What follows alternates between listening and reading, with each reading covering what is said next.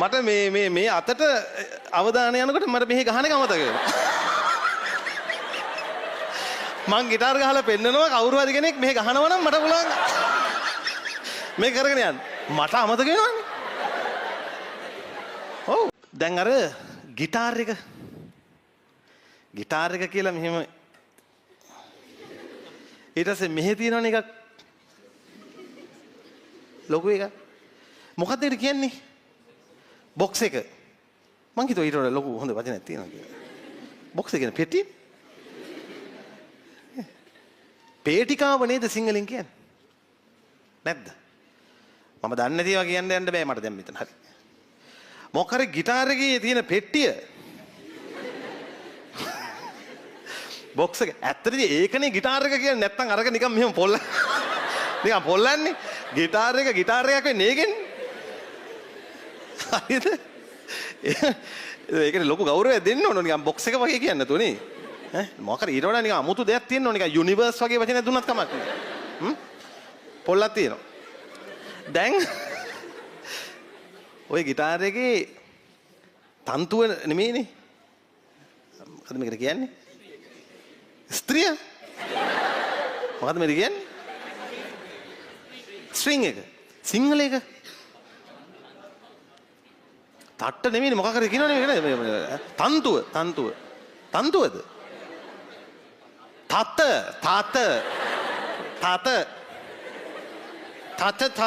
තත තියෙනවා මෙතන. එතකොට ඔය පේටිකාව ළඟ තමයි තත ගහන්නේ මෙහෙම. තත ගහනවා කියලා කියන්නේ නෑ නේද නේද මොකද කියන්නේ? තත දැන්වත් ධොනි තරංග මොකද්ද මේ පාඩම ඉවරද දෝලන තරංග? ඕකේ තියෙනවනේ බම් මේ වචනේ. කම්පණය කරනවා. පොළනවා හරි මොකක් කර වචන තියෙනවද? පෙළනවද? පෙළනවනේ. මේ පොළනවා කියලා කොහොමද තියෙනව නේද? වී පොළනවද? මොන මගුල්ද මන් දන්නේ දැන් මේ මොකක් හරි අර ඒ වචනේ හරියක මොකක් හරි තත පෙළනවා. ඒක පෙළද්දී ඒන හඬ පොඩි එකක්. ඒක ලොකු කරලා දෙන්නේ මොකෙන්ද? පෙට්ටියෙන්. තේරුණාද? ඒක ලොකු හින්දා ගලවන්න නැතුව ගහන්නේ තියාගෙන. ඒ කියන්නේ මේක ලොකු කරදරයක් නේ කියලා නැත්නම් අයින් කළා දාන්න ඉතින්. ඔය සිතාරෙත් තියෙනවනේ එහෙම. මම දැක්කේ ලොකු වයලින් එකක් මේ බිම තියාගෙන ගහන එකක් තියෙනවා. ඒක හක්කෙනම් තියාගන්න ලේසි වෙන්නේ නැහැ. හරි බිම තියාගෙන මෙහෙම ගන්න. මේ රයිට් කොහොම හරි ඒ ලොකු ඒවා තියෙන්නේ ඒකයි. ඒ අවකාශයට අර හඬ ගියාම අනුනාද අපි කියන මොකද්ද රෙසොනන්ස් අනුනාදය. ඔය කවුරු හරි ගිටාර් ප්ලේ කරන්න පුළුවන් කෙනෙක් ඒක මාර හැකියාවක්. මට මැරෙනකම් බෑ ඔක කරන්න. මට බෑ. මට ඒක කරන්න මට එහෙම සෙට් වෙන්නේ නැහැ.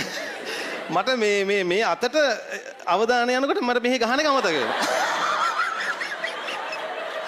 මං ගිටාර් ගහලා පෙන්නනවා කවුරු හරි කෙනෙක් මෙහි ගහනවා නම් මට පුළුවන් මේ කරගෙන යන්න. මට අමතක වෙනවනේ. ඔව්. එක්ක මෙහි කවුරු හරි ගහනවා නම් මට මේක මට ඔය සීන් එකම තියෙනවා කියන්කො සර්පිනාවෙත් මට පවන් ගහන එක ටෙකලාගේ අමතක කරලා. මම සර්පිනාව කරනවා කවුරු හරි අපේ දෙක ඒ ප්‍රශ්නේ මට තියෙනවා මං ඉතින් කාට හරි ගිටාර් ගහන්න පුළුවන් කියන්නේ ඒක වැඩක් හරි පුළුවන්ද? හරි. කාලයක් යනවා පුරුදු වෙන්න. හොනේ ඒක මෙහෙම යනවා නේ අතට. ඇත්තටම මට ජීවිතේට මං හිතන්නේ අනිත් එක තමයි මගේ මේ පොඩි කිචියක් එනවා මේ හරි. හැමෝගෙම එනවනේ. කැපෙනවා. ඒ කියන්නේ බෙර ගහන අයගෙත් එහෙම මේ තුවාල වෙනවා. ඒ ඔක්කොම හරි ගියන්කො ක්‍රිකට් ගහන කට්ටිය අර මේ බෝලෙට මේ අත පැලෙනවනේ. නේ? දැන් බඩගිනි අපි ඔක්කොම කරන්න පුළුවන් ඊළඟට මේක කරලා ඉවරලා